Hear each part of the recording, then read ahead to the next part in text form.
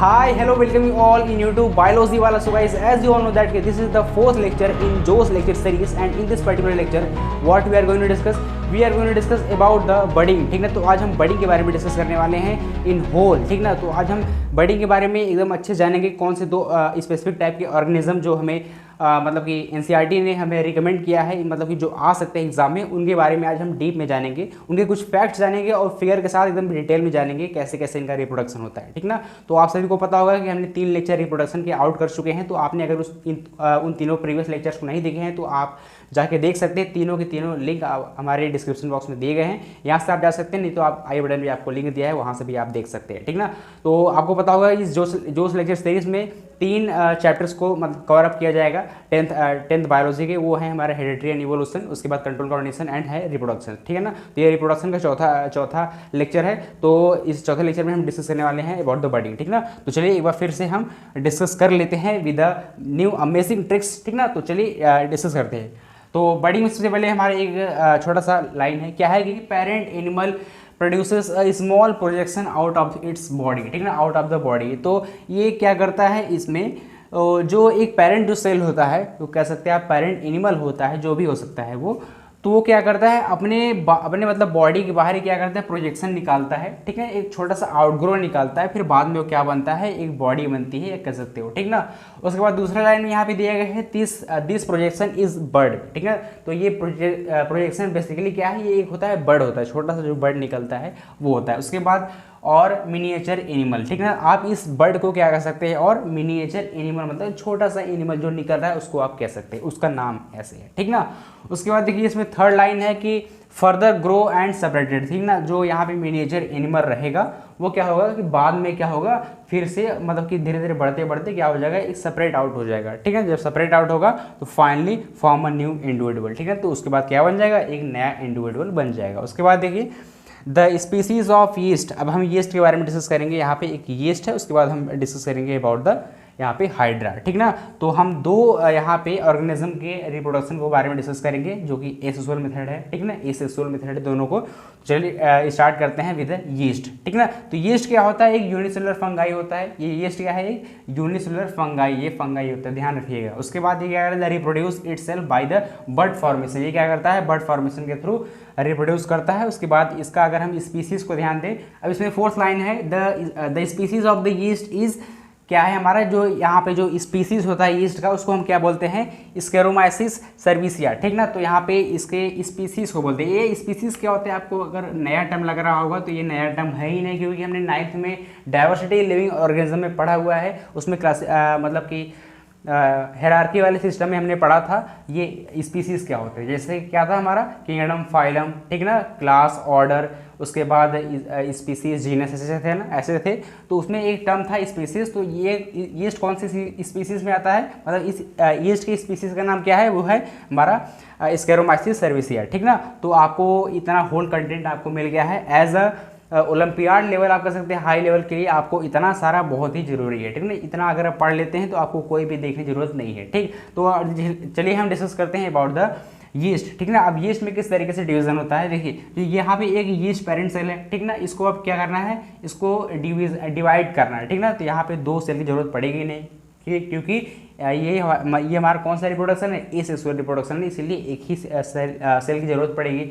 तो यहाँ पे ये क्या करेगा, डिवाइड करेगा अपने आप को. ठीक ना, तो इसमें से क्या करेगा, एक तरफ से कह सकते हो कि इसमें डायरेक्ट मतलब कि पूरा डिवीजन नहीं कर सकता, जैसे अमीबा करता है. अमीबा क्या करता था पहले, मतलब डायरेक्ट ही क्या मतलब कि उसका इरेगुलर डिवीजन था, तो कहीं से डिवाइड कर लेता था. ठीक है, उसके बाद लेशमेनिया था, वो क्या करता था, ऐसे डिवाइड करता था. देखिए ऐसे था ना, तो इसमें से ऐसे करके फिर ऐसे ऐसे डिवाइड हो जाता था. ठीक ना, लेकिन इसमें क्या होता है, इसमें बर्ड फॉर्मेशन होता है. बर्ड मतलब कि देखिए ये मतलब कि यहाँ पे एक पेरेंट सेल है, इसमें से एक छोटा सा बर्ड निकलेगा. देखिए यहाँ पे एक छोटा सा बर्ड निकलता है, अभी और भी छोटा होता है अपने डेवलपिंग फेज में, तो और भी छोटा सा ये बर्ड निकलता है. उसको हम क्या कहते हैं, उसको हम डेवलपिंग बर्ड कहते हैं. ठीक ना, उसको डेवलपिंग बर्ड कहते हैं. उसके बाद यहाँ पे क्या है, एक न्यू बर्ड फॉर्मेशन हो गया, क्योंकि देखिए ये मतलब कि पहले ये सेल था, इसको जब डिवाइड होना हुआ तो यहाँ पे इसका जो न्यूक्लियस है देखिए ये भी बढ़ गया, क्योंकि इसको भी डिवाइड होना है. ठीक ना, उसके बाद यहाँ पे धीरे धीरे क्या हो रहा है, साइटोकाइनेसिस हो रहा है, मतलब कि साइटोकाइनेसिस, उसके बाद कैरियोकाइनेसिस. साइटोकाइनेसिस क्या होता है, जब साइटोप्लाज्म डिवाइड करता है उसको साइटोकाइनेसिस कहते हैं. उसके बाद जब न्यूक्लियस डिवाइड करता है, न्यूक्लियस में तब क्या होता है, कैरियोकाइनेसिस. कैरियो मतलब क्या होता है, कैरियो मतलब होता है न्यूक्लियस। उसके बाद जब यहाँ पे जब डिवीजन करता है इसको बोलते हैं कैरियोकाइनेसिस, ठीक ना।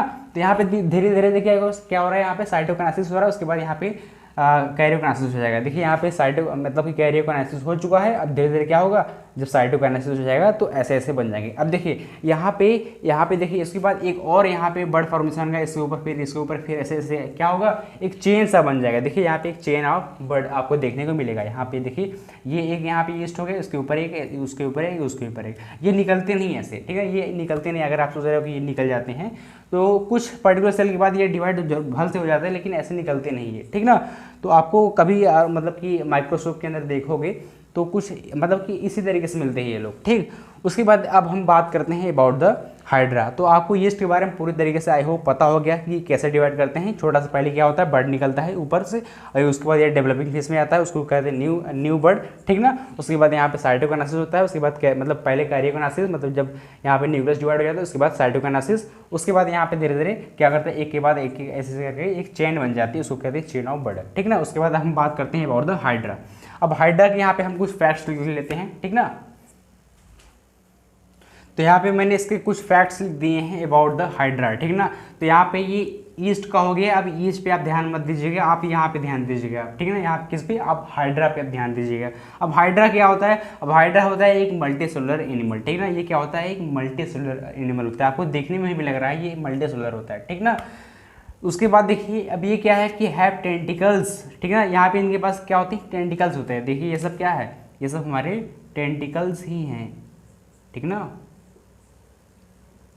तो ये सब हमारे क्या है, इसके जो ऐसे निकले हुए हैं ये टेंटिकल्स है। अब टेंटिकल क्या करते हैं, फूड को कैप्चर करते हैं, उसके बाद फॉर द मूवमेंट, ठीक ना, इसको हिलने डुलने में भी क्या होते हैं, काम आते हैं, ठीक। ये फूड इससे कैप्चर कर सकता है, उसके बाद हिलने डुलने में काम आते हैं। इतना क्लियर हो गया। उसके बाद तीसरा है कि ये माइटोटिक डिवीजन करता है, ठीक है। ये माइटोटिक मतलब आपको नहीं पता तो मैंने एक वीडियो बना के फुल फ्लैश वीडियो बनाई है about the meiosis and mitosis, उसमें हमने बात किया है ये सब के बारे में, ठीक है ना। तो अगर मैं आपको इसका एक छोटा सा ओवरव्यू बता दूँ ये माइटोटिक डिवीजन क्या होता है, तो माइटोटिक वो होता है मतलब कि ये एक तरफ से क्या होता है, एक इक्वेशनल डिवीजन होता है। इक्वेशनल मतलब कि जितना पेरेंट सेल के पास है उतना बच्चे के पास भी होगा। मतलब कि अगर मान लो 46 क्रोमोसोम मान लो एक तरफ से सपोज करें तो खाली ह्यूमंस का होता है, ठीक है। तो मान लो 46 क्रोमोसोम अगर ह्यूमन में है तो बच्चों में भी उतनी ही जाएगी, बच्चों के सेल में भी उतनी ही जाएगी। आप कह सकते हैं माइटोटिक डिवीजन में हमारे चोट वोट लगने में काम आती है, ठीक ना। तो इसमें भी ऐसे होता है कि मतलब कि कह सकते हो कि जितना पेरेंट्स के पास होगा उतना बच्चों के पास भी होगा, वही होता है माइटोटिक डिवीजन। तो उसके बाद जब माइटोटिक डिवीजन होता है उसमें क्या एक देखने को मिलता है, आउटग्रोथ देखने को मिलता है। आउटग्रोथ देखिए यहाँ पे एक छोटा सा आउटग्रोथ दिख रहा है ना, ये एक सेल था, ठीक ना, एक हाइड्रा है, इसमें एक छोटा सा देखिए छोटा सा बर्ड निकला। मैंने इसको ऐसे करके दिखाया, आपको जूम करके देखिए, ये एक छोटा सा ऐसे दिख रहा है, एक तरफ से क्या निकला है, छोटा सा बर्ड का फॉर्मेशन अभी स्टार्ट हो रहा है। तो इसको हम क्या बोलेंगे, बर्ड हाइड्रा, ठीक ना। तो ये बर्ड एक निकल रहा है हाइड्रा में से। उसके बाद ये क्या है, एक स्मॉल स्पेसिफिक स्पॉट है, ठीक है, स्पॉट जैसा दिख रहा है आपको, ठीक। तो उसके बाद देखिए दूसरे में क्या है, अब दूसरे में ये है कि यहाँ पे एक छोटा सा अब आउटग्रो निकल का एकदम साफ दिख रहा है कि यहाँ पे क्या निकला है, एक आउटग्रो निकला है। यहाँ से अब क्या होगा, एक नया हाइड्रा फॉर्म होगा। अब तीसरे में दिखाया गया है कि लगभग यहाँ पे हाइड्रा पूरा फॉर्म हो चुका है, ठीक है। अब इसको क्या बाकी है, इसको अब इसको सेपरेट आउट होना बाकी है, ठीक ना। अब यहाँ से देखिए ये यहाँ पे मतलब कि ग्रोइंग बर्ड डेवलप हो रहा है, ठीक ना। उसके बाद यहाँ पे क्या हो गया, पूरी तरीके से डिवाइड हो चुका है, ठीक है ना। यहाँ से इसको सेपरेट आउट भी हो चुका है, निकल चुका है यहाँ से। अब एक नया हाइड्रा फॉर्म हो चुका है। अब ये धीरे धीरे क्या करेगा, अपने पेरेंट की जैसे इसका सेफ हो जाएगा, ठीक ना। तो ये क्या हो गया, separated out, separate daughter hydra, ठीक है ना। यहाँ पे जो डॉटर हाइड्रा थी यहाँ से निकली थी डॉटर हाइड्रा, तो क्या हो गई, बाहर निकल गई। अब नए हाइड्रा जैसे इसका सेफ हो जाएगा, ठीक ना। तो आई होप आपको इसमें कोई भी दिक्कत नहीं आएगी। इसमें छोटा सा खाली था, इसमें छोटा सा बर्ड निकलेगा, उसके बाद एकदम पूरा वैसे ही है इसमें। उसके बाद थोड़ा सा आउटडोर निकलेगा, उसके बाद थोड़ा सा हाइड्रा जैसे फॉर्म होंगे, उसके बाद ये सेपरेट आउट हो जाएंगे।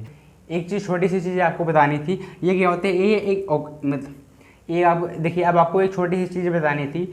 ये जो हाइड्रा होती हैं वो क्या होती हैं, एक एक्वाटिक एनिमल होते हैं, मतलब कि पानी में रहने वाले होते हैं। और इनकी साइज़ कितनी होती है, 1 to 2 मतलब कि सेंटीमीटर इनकी साइज़ होती है, ठीक ना। तो ये आपको पता हो गई, तो आई होप आपको इतना समझ में आ गया है। बस इतना ही था, बहुत ही सिंपल टॉपिक है ये वाला जो बर्डिंग है, बहुत ही सिंपल टॉपिक है। तो आई होप आपको ये बर्डिंग अच्छे समझ में आ गया है, ठीक ना।